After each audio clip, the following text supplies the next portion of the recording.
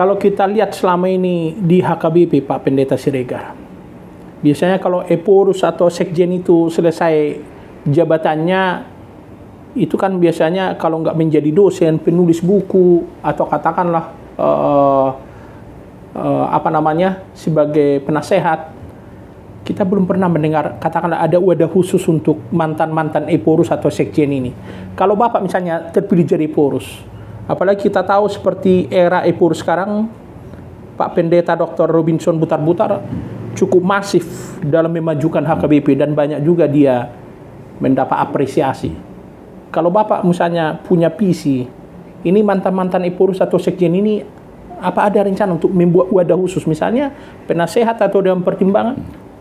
Ya, setidaknya pikiran ini mungkin perlu dicatat dan diperhatikan, karena kita melihat potensi yang dimiliki oleh para mantan pimpinan yang melewati masa-masa yang begitu sulit dalam gereja, tentu bisa membagi pengalaman-pengalaman mereka. Sangat sayang sekali apabila mereka misalnya tidak kita libatkan dalam berbagai kegiatan-kegiatan induk gereja HKBP, karena sebagai mantan pimpinan mereka tentu punya pengalaman yang tidak boleh diabaikan dalam kerja-kerja mereka selama mereka menjabat pimpinan HKBP. Memang di masa lalu ada juga pimpinan yang pernah memakai tenaga mantan pimpinan itu misalnya di kantor pusat, meskipun itu memang tidak diformalkan.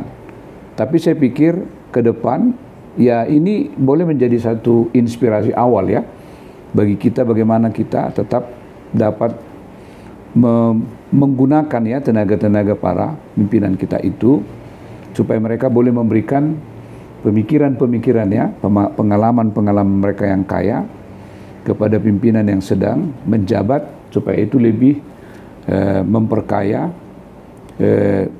apa yang akan dilakukan atau dikerjakan oleh pimpinan yang sedang bekerja. Saya pikir kita harus memperhatikan mereka dan memberikan ruang untuk dapat dilibatkan dalam rangka untuk menambah ya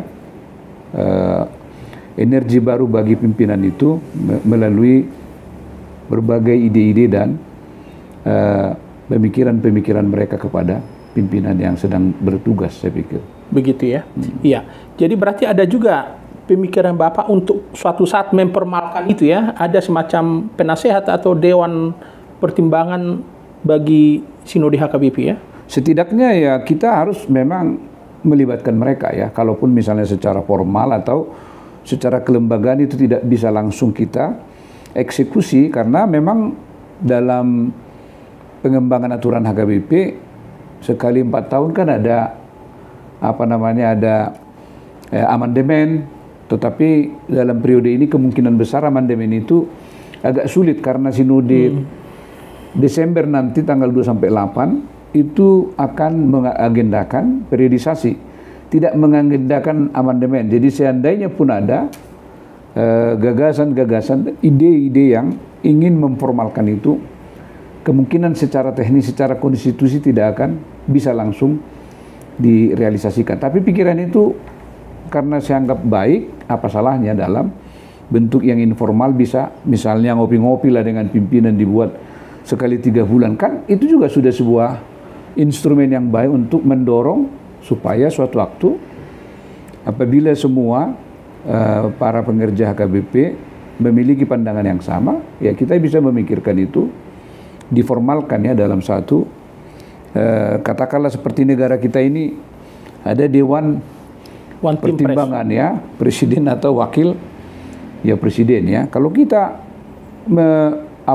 membuat seperti itu, ya kan pimpinan itu juga mungkin sedikit kan agak awas, dia tidak merasa bahwa dia berjalan sendiri kan.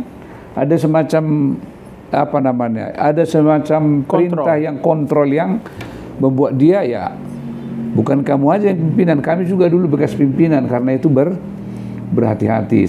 Jadi sepertinya ada rem yang mengontrol supaya ya tidak berjalan sendiri dan lepas tanpa kontrol misalnya seperti itu. Jadi kalau saya pribadi sih sangat terbuka ya melihat kemungkinan yang seperti pertanyaan Bapak Munte tadi ya.